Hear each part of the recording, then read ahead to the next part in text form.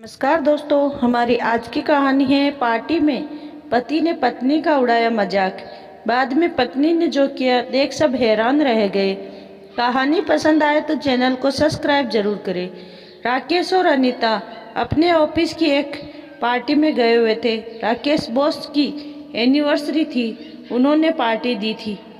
सभी को सह परिवार आना था तो सभी दोस्त अपनी पत्नियों के साथ गए थे। राकेश भी अनीता को लेकर गया था। कुछ दोस्तों की पत्नियां सर्विस में हैं और सभी आपस में बातें कर रहे थे।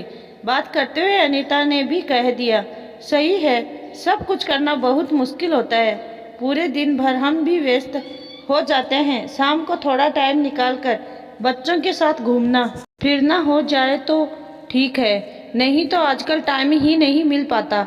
अनीता का इतना कहना था कि राकेश ने कहा, हाँ हाँ, तुमको तो टाइम नहीं मिलेगा भाई, तुमको क्या है, पैसे हाथ में रख दिए जाते हैं, चाहे जितना खर्च करो और मजे करो तो टाइम कैसे मिलेगा। और तुमको करना ही क्या है, घर में तुम करती ही क्या हो, तुम तो बहुत व्यस्त हो, हम तो सारे लोग फुर्सत में ही हैं। क्यों दोस्तों, ये सब बोलकर सभी ने के सामने हंसी उड़ाई। तब अनीता ने कहा कि घर पर काम करते हम भी टाइम नहीं निकाल पाते हैं। सिर्फ इतना ही कहा। दो तीन जो महिलाएं हाउसवाइफ थी उन्होंने समर्थन दिया अनीता को, क्या करती हो, पूरे दिन तो आराम रहता है, तुमको काम है क्या होता है, तुम करती क्या हो ये सब। तो जब राकेश में बोले तो सभी लोग हंसने लगे। अनीता ने तब तो कुछ नहीं बोला, लेकिन उसे यह बात बहुत बुरी लगी थी।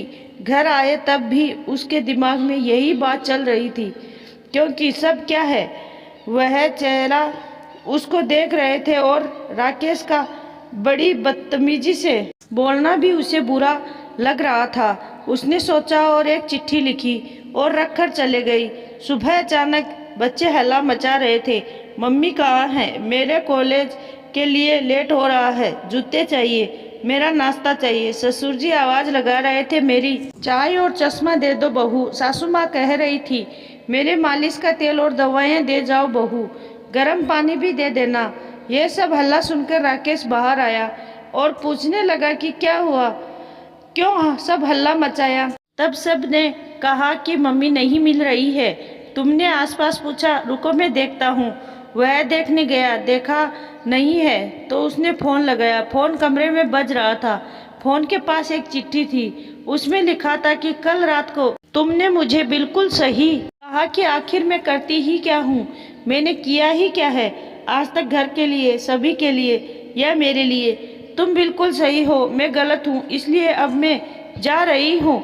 तुम अपना ख्याल रखना और घर वालों का भी। और चिट्ठी के आगे लिखा था, ससुर जी की दवाई, चश्मा, सुबह की चाय, सासू माँ का नाश्ता, दवाई, मालिश का तेल, गर्म पानी, सिकाई के लिए बैग, बच्चों के कॉलेज जाने से पहले, स्कूल जाने के पहले नाश्ता तैयार करना, दूध देना, घर की सफाई करना, सबकी पसंद नापसंद देखते हुए खाना बनाना। अपनी पसंद क्या है ये तो मुझे याद ही नहीं रहा कि मैं क्या चाहती हूँ। तुम सब की पसंद को ही मैंने अपनी पसंद बना लिया।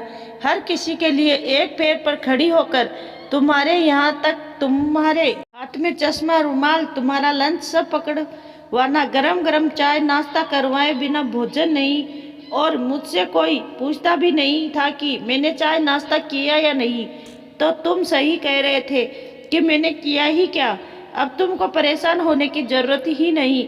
जब मैंने कुछ करती ही नहीं हूँ, किया ही नहीं, तब मुझे यहाँ रहकर करना क्या है।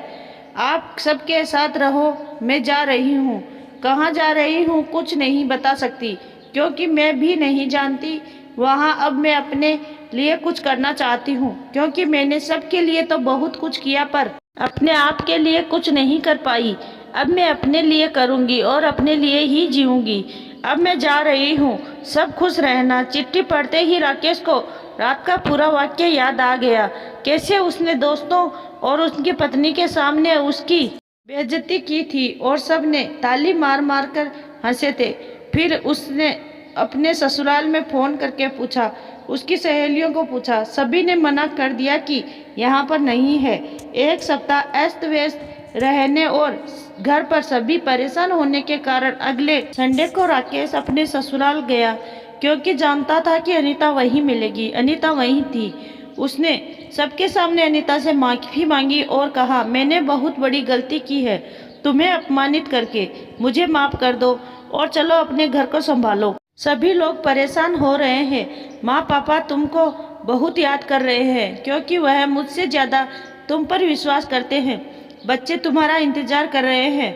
मुझे माफ़ करो ना करो, लेकिन बच्चों के लिए और माता पिता के लिए तुम घर चलो। आखिर कैसे छोड़ दे वह अपने घर की जिम्मेदारी संभालना। पर उसने कहा कि तुम मुझे पैसे हाथ में नहीं दोगे, जितना तुमको खर्च करना है करना, नहीं करना मत करना, क्योंकि मैं आपको अपने ऊपर इल्ज़ाम लगाने का मौका नहीं दूंगी। राकेश ने कहा, अब मुझे समझ आ गया है, तुम नहीं तो कुछ नहीं।